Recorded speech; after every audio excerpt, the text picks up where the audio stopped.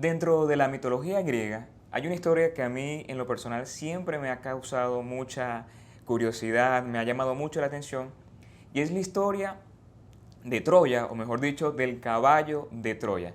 Para hablar un poco de la historia de esta anécdota, de este hecho mitológico, resulta que Troya se encontraba en guerra con todos los griegos y según lo que comenta esta historia, esta guerra había durado aproximadamente 10 años. 10 años donde los griegos habían sitiado toda la ciudad de Troya, por 10 años intentando invadirlos de guerras y muchos gastos y pérdidas, pero la guerra se mantenía en pie. Luego de tanto pensar, los griegos se dieron cuenta que la forma la forma en cómo estaban haciendo el trabajo no iba a llevarlos a ningún lugar, que por la fuerza no iban a poder tener la victoria, hasta que llegaron a un punto donde descubrieron que necesitaban mucha más inteligencia.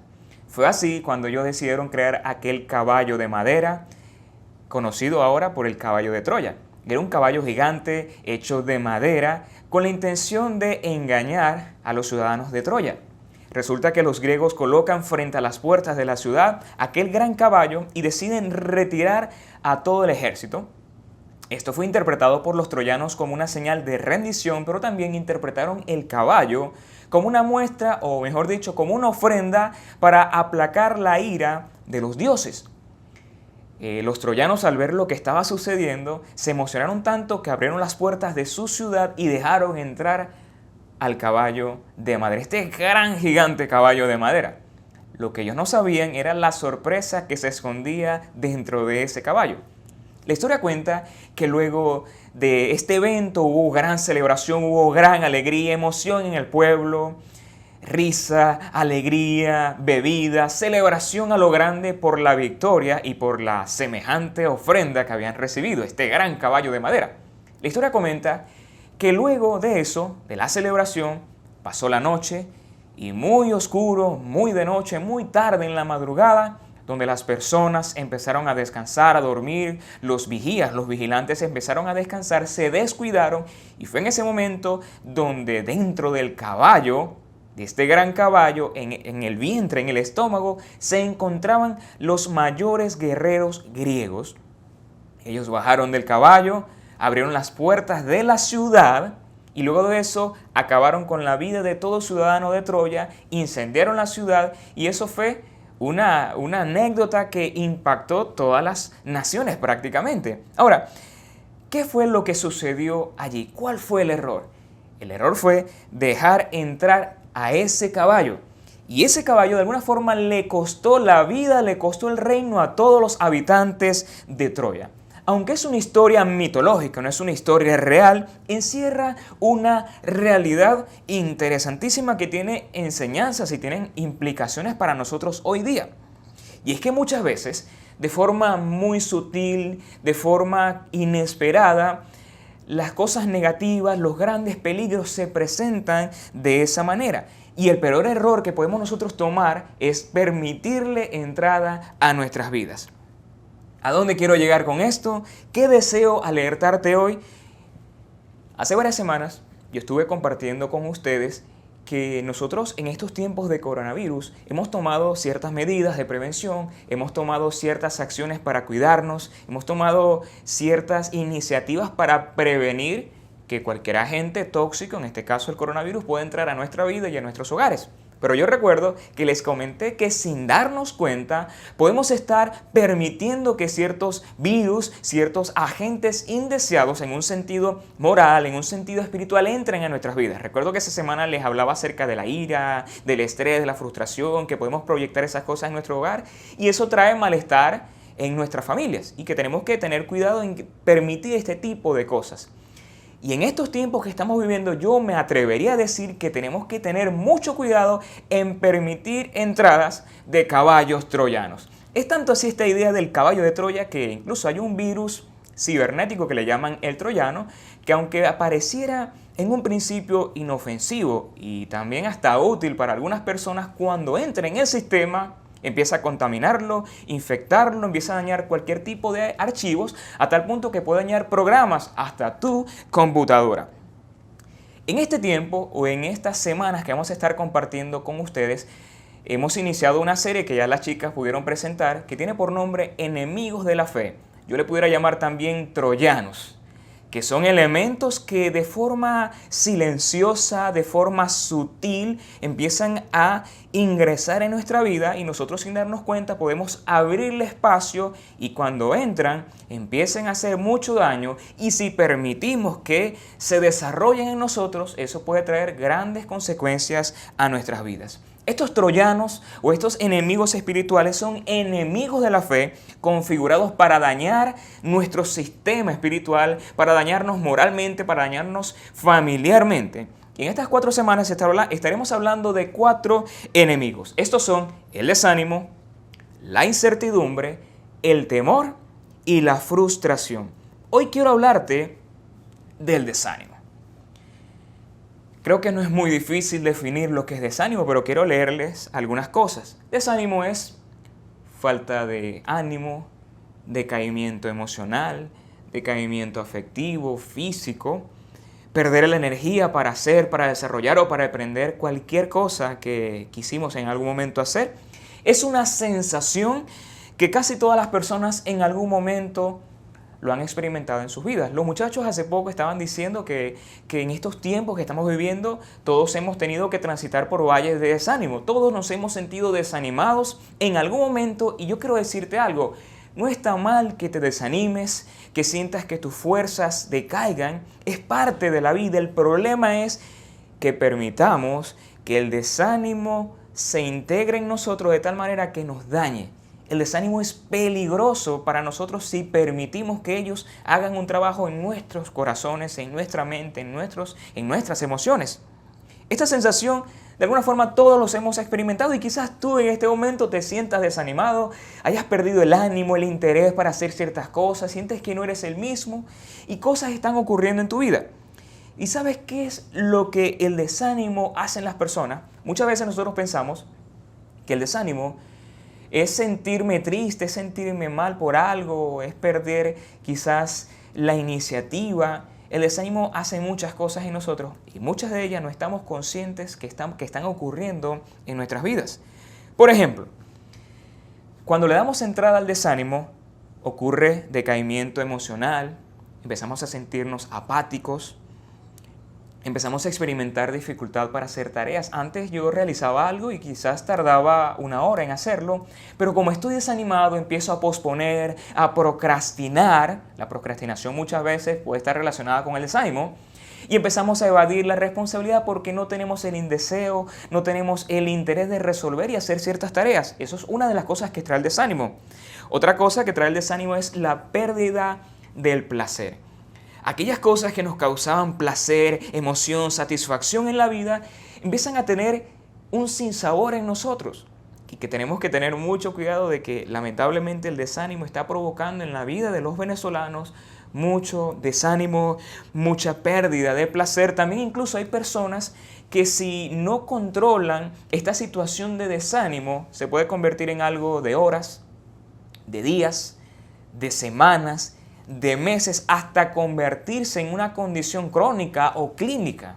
El desánimo también está relacionado con la distimia, con la depresión severa, y es algo que tenemos que estar en alerta, tenemos que estar cuidándonos porque son enemigos silenciosos, son aquellos troyanos que pueden entrar a nuestras vidas y hacernos mucho daño sin darnos cuenta. Otra cosa que hace también el desánimo es que nos coloca irritables. Yo no sé si en algún momento en esta semana has estado irritado, has estado molesto, has estado tal vez como reactivo. Posiblemente es una de las señales de que estás desanimado. También hay personas que experimentan inquietud, están inquietas, les cuesta conciliar el sueño, les cuesta, como dije, concentrarse, tienen insatisfacción, inquietud profunda en su corazón. Y otra cosa también, tienen problemas para concentrarse. Yo en lo personal me he dado cuenta que cuando estoy estresado, cuando he estado desanimado, intento hacer una actividad mental que requiere de mí concentración, análisis, racionalización. Me cuesta mantenerme concentrado. ¿Por qué razón? Porque he estado desanimado.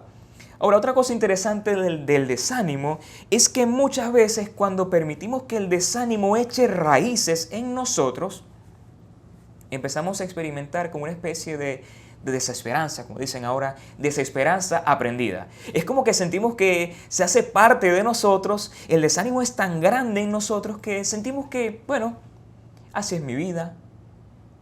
Empezamos a aceptar esta realidad como algo normal, siendo anormal, porque tu vida no está diseñada para que estés caminando en desánimo. Otra cosa también que sucede con el desánimo es que sin darnos cuenta, tal vez empezamos a negar esa realidad en nosotros. Te preguntan, ¿cómo estás? Hay personas que normalmente cuando tú les saludas, le dices, mira, ¿cómo estás? ¿Cómo te sientes? ¿Cómo estuvo tu semana? Las personas responden, ahí, más o menos, bien, más o menos, para no ofender.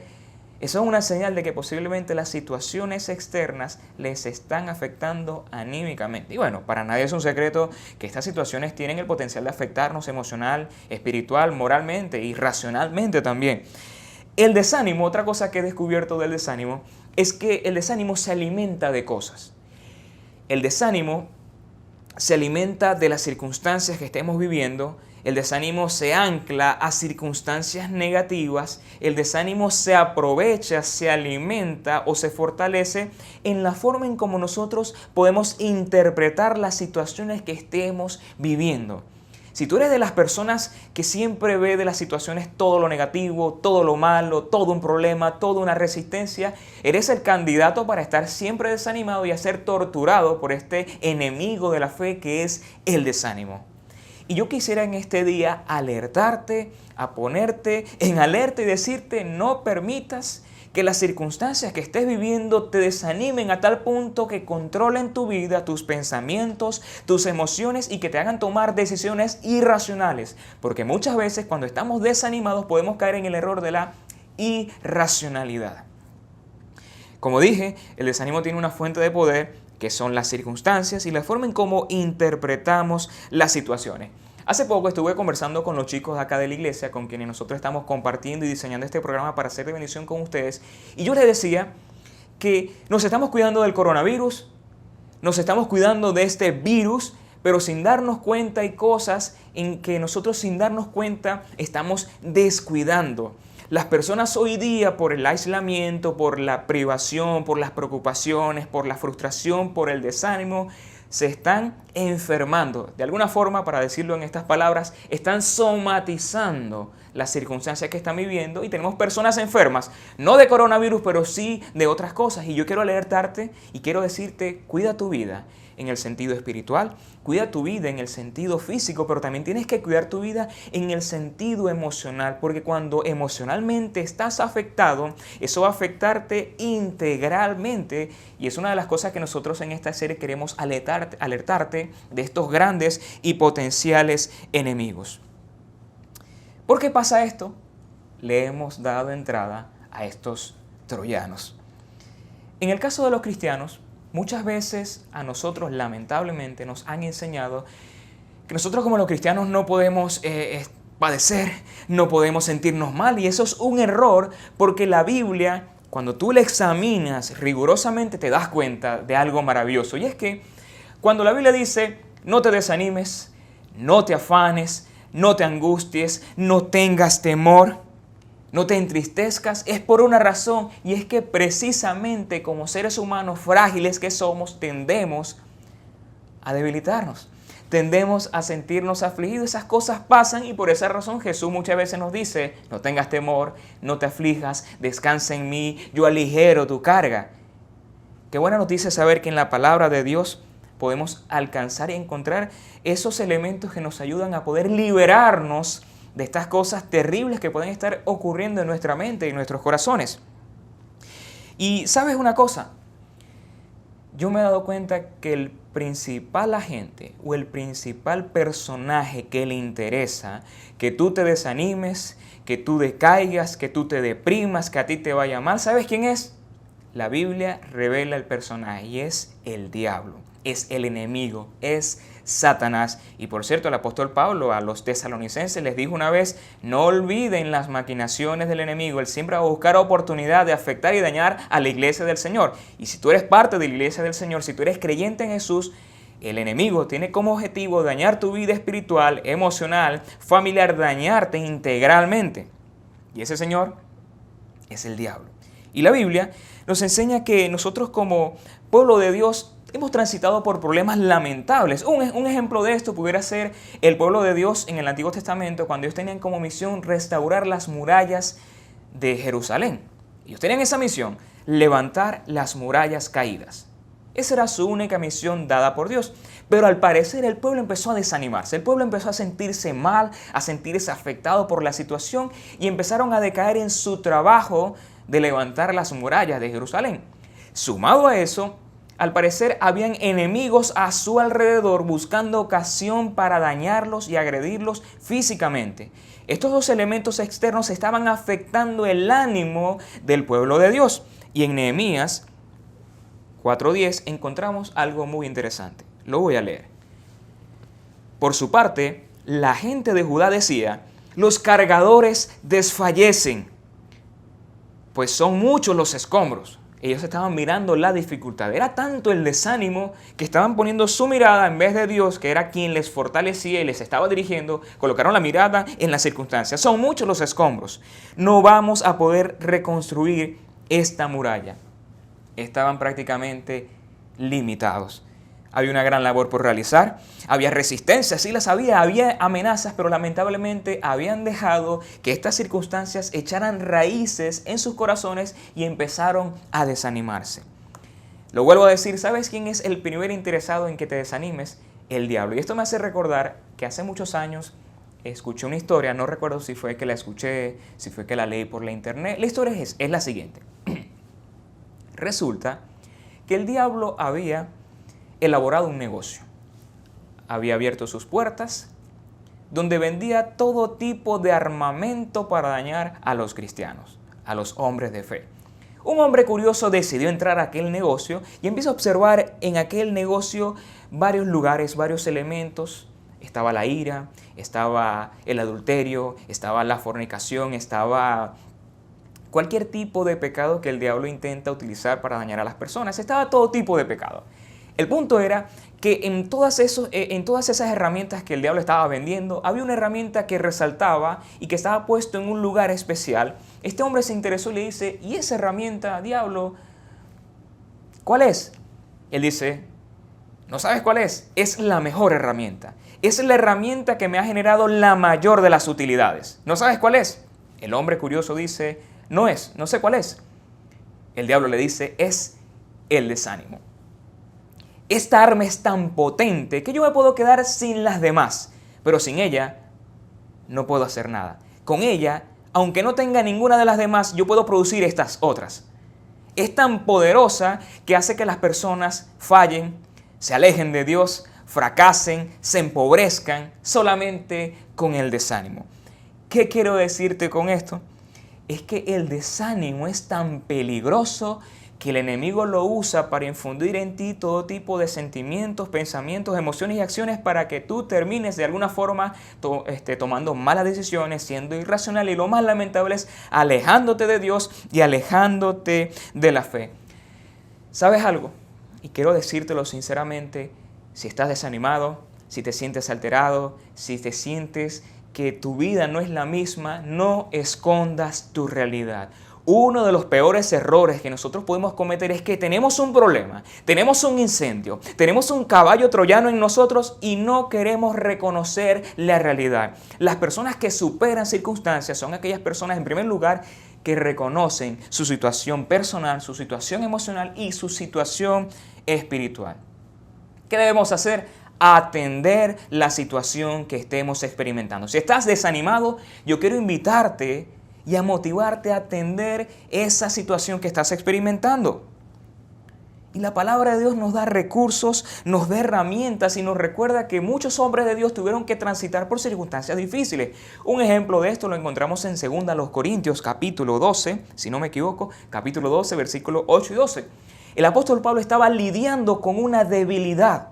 Era tanto esa debilidad que él la consideraba como un aguijón en su carne, un mensajero de Satanás, y él oraba para que Dios hiciera algo. Él estaba preocupado porque él interpretaba esto como un gran problema Y en su oración, Dios le respondió. ¿Qué le dijo Dios? Lo leemos. 3 veces le rogué al Señor. 3 veces le rogué a Dios para que me la quitara. Y Dios le dijo, te basta mi gracia, pues mi poder se perfecciona en la debilidad. Esa fue la santa palabra de Dios. Bástate mi gracia. Mi gracia es lo que necesitas. Mi gracia es suficiente. Mi gracia es lo único que puede darte alivio, que puede librarte, que puede liberarte de cualquier tipo de angustia, de cualquier debilidad. Y Dios le estaba enseñando acá a Pablo que aún en su debilidad, Dios podía y debía ser su fortaleza. Pablo, al encontrarse con esta realidad, él responde, por lo tanto, gustosamente haré más bien alarde de mis debilidades. Fíjense eso. Para que permanezca en mí, o mejor dicho, sobre mí, el poder de Cristo. Por eso me regocijo en debilidades, en insultos, en privaciones, persecuciones y dificultades que sufro por Cristo, porque cuando soy débil, entonces soy fuerte. ¿Cuál es el punto? Sea la situación que estés viviendo, el mecanismo de defensa del creyente es la gracia de Dios, la insuperable gracia de Cristo que tiene el poder de levantarnos, de animarnos y de fortalecernos en las debilidades. ¿Sabes qué es una buena noticia? Que en medio de tu aflicción tú te puedas refugiar en los brazos de Dios. Jesús dice, mi yugo es fácil y ligera mi carga. Ese es el primer principio que quisiera compartir contigo. Es el principio número 1 para desarmar y derrotar el desánimo. Es la gracia de Dios. Dios tiene gracia suficiente para librarte de cualquier tipo de desánimo que puedas estar hoy padeciendo. ¿Tienes debilidades? Yo también las tengo. ¿Tienes aflicciones? Yo también tiendo a afligirme muchas veces. Te molestas, te angustias, todos experimentamos eso, pero la gracia de Dios es suficiente para librarte, para ayudarte y fortalecerte en medio de tu debilidad. Y otra cosa interesante de este texto es que Dios dice, mi poder se perfecciona en la debilidad. Dios no le dijo a Pablo en tu debilidad, dijo en la debilidad, haciendo énfasis en la debilidad de todo ser humano que se acerca confiado a Dios. Todo hombre de Dios definitivamente tuvo sus luchas. Lo tuvo Pablo, lo tuvo sus apóstoles, pero el punto es, en medio de las circunstancias, debemos aprender a correr a los brazos de Dios. Hebreos 4:16 nos dice, acerquémonos confiadamente ante el trono de la gracia para recibir misericordia y hallar gracia para el momento más oportuno. Ese principio es la gracia de Dios. Otra cosa interesante que podemos ver en la Biblia es que no solamente Pablo y los apóstoles, que sería el Nuevo Testamento, también en el Antiguo Testamento nos encontraremos historias de hombres que tuvieron que experimentar desánimo. Por ejemplo, Moisés. Hubo un momento donde el pueblo de Dios estaba tan terco, tan desanimado, tan frustrado por las circunstancias que estaban viviendo, que ellos lo interpretaban como algo desfavorable, pero que era un proceso de Dios. Empezaron a quejarse de tal manera que Moisés se agotó. Se desanimó y le dijo a Dios, Señor, yo no aguanto esto, quítame la vida. Lo vemos también en la historia del profeta Elías. Elías dice la historia en el Antiguo Testamento que este hombre hizo una gran hazaña delante de Dios. Y las personas reconocieron a Dios que lo estaba usando él, pero por la amenaza de una reina salió huyendo, se escondió en una montaña a tal punto que empezó a desanimarse, a deprimirse y deseó no haber nacido. Fíjense la circunstancia que él vivió. Y otro ejemplo, que será mi tercer ejemplo, lo vemos en la historia de Josué. En el libro de Josué cuenta la historia que Moisés ya había muerto. Y cuando tú analizas los primeros 2 versículos del capítulo 1 de Josué, te vas a dar cuenta que al parecer Josué estaba decaído, obviamente estaba viviendo el luto, su líder Moisés había muerto, estaba en un momento de transición y Dios le dice, mira, Moisés murió, ahora yo necesito que tú te levantes y lleves al pueblo al destino que yo planifiqué para ellos.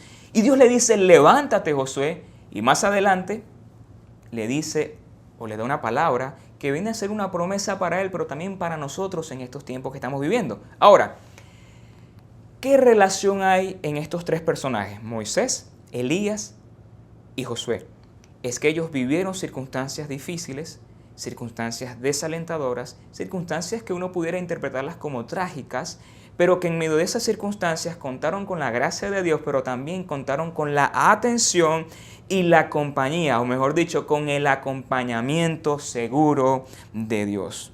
Dios le dijo a Josué, levántate, pero en el versículo 9 del capítulo 1, Dios le dice a Josué, ya te lo he ordenado, sé fuerte y valiente, no tengas miedo ni te desanimes, porque el Señor tu Dios estará contigo a donde quiera que vayas. Y esto es un texto que realmente fue escrito para Josué, pero tiene implicaciones para nosotros hoy que padecemos, que nos desanimamos. Y es que Dios nos invita a que sea lo que estés viviendo, levántate, confía en su gracia, confía en su acompañamiento, confía en lo que Él derrama en tu vida, esfuérzate porque el Señor estará contigo donde quiera que vayas. Y eso es una maravillosa noticia para nosotros en estos tiempos. Poder contar con Dios, contar con su gracia, contar con su compañía y contar con ese proceso de acompañamiento. Yo pienso en lo personal que es una de las maravillosas cosas que Dios hace en nosotros los creyentes, saber que contamos con Dios, contamos con su gracia. Y esa fue la experiencia también de un salmista. Él dice en el Salmo 73, y quisiera que pudieras acompañarme a prestarle atención a estos versículos. Y si tienes una Biblia, abre tu Biblia y busca en el Salmo 73 esta palabra interesante. Salmo 73, versículo 21 al 26. Esto fue una experiencia de un salmista. Él dice, al parecer el salmista estaba pasando una circunstancia difícil y él empieza a experimentar ese proceso de aflicción, pero también expresa ese proceso de transformación emocional y espiritual. Vamos a leerlo. Entonces, me di cuenta que mi corazón se llenó de amargura. Al parecer había circunstancias que estaban provocando en él amargura. Y yo estaba destrozado por dentro. ¿Qué podemos observar allí? Él reconoció su situación. Y te invito a ti hoy a reconocer, a revisar tu corazón y decirte cómo estoy, cómo me siento, cómo están mis emociones. ¿Tendré amargura? ¿Tendré desánimo? Son preguntas que solamente tú te puedes responder. Dice el salmista, fui tan necio e ignorante, debo haberte parecido un animal sin entendimiento. El salmista en estos textos nos está diciendo que era tanto el nivel de amargura, de desánimo y frustración que empezó a ser alguien irracional. Alguien irracional es que no está consciente de sus actos, de sus palabras, de sus pensamientos. Alguien que prácticamente él se calificaba acá como un animal irracional. Pero luego dice algo interesante, que yo siento que hubo un cambio de perspectiva en el corazón de este salmista. Sin embargo, todavía te pertenezco. Me tomas de la mano derecha. Él aquí estaba reconociendo que podía contar con la gracia de Dios y también podía contar con el acompañamiento de Dios. Fíjense que él dice, no le tomé la mano a Dios, no. Tú me tomas de la mano derecha. Y cuando hablamos de mano derecha es un área de privilegio, de bendición para nosotros. Luego el salmista dice, me guías con tu consejo. No solamente encontramos gracia y acompañamiento, sino dirección. Me guías con tu consejo y me conduces a un destino glorioso. Luego se hace una pregunta, ¿a quién tengo en el cielo sino a ti? Vemos la transformación espiritual que este hombre estaba experimentando. Te deseo más que cualquier cosa en la tierra. Puede fallarme la salud y debilitarme mi espíritu, pero Dios sigue siendo la fuerza de mi corazón. Él es mío para siempre. Esa fue la experiencia del salmista y esa fue la experiencia que yo quiero decirte que tú hoy puedes experimentar. Como te dije en un principio, todos nos hemos desanimado, hemos tenido que transitar por desiertos, por valles, como dice el salmista David, valle de sombra, de muerte, pero hay algo que diferencia a aquellos que tienen a Dios y a aquellos que no tienen a Dios, y es que los que tienen a Dios, los que han confiado en Jesús como su Señor y Salvador, pueden contar con la gracia, con el acompañamiento y con la dirección de Dios. ¿Cuál es el mensaje de hoy? No pierdas el tiempo lamentándote, no te sigas ensuciando en el lodo de la desesperanza, de la aflicción y del desánimo. Refúgiate en los brazos de Dios. Hay gracia suficiente para tu vida, hay gracia suficiente para tu familia, hay gracia suficiente para perdonarte, restaurarte y levantarte. Así como Dios le dijo a Josué, levántate. Dios nos dice hoy, levántate. Así como le dijo, esfuérzate y sé valiente, Dios nos dice hoy, esfuérzate, sé valiente, porque yo soy tu Dios y estaré contigo a donde quiera que vayas. ¿Qué más necesitamos saber? Lo más importante sabido es que podemos contar con Dios, podemos contar con Jesús y con su gracia. Y ese es nuestro mensaje hoy en este día. En medio de la aflicción, en medio del desánimo, está la gracia, está el acompañamiento y está la dirección que solamente Dios puede proveer para tu vida, porque Él desea de corazón que tú experimentes plenitud en medio de la aflicción. Dios desea que tú puedas glorificarlo en medio de la tormenta y que las personas que no conocen a Dios entiendan realmente que Dios transforma, protege, resguarda y cuida tu vida. Deseo de corazón que este mensaje ha sido de bendición para tu vida y quiero pedirte que lo más importante es que en medio de todas las cosas descanses en los brazos de Jesús. Que Dios te bendiga, que pases un excelente día. Un abrazo para ti.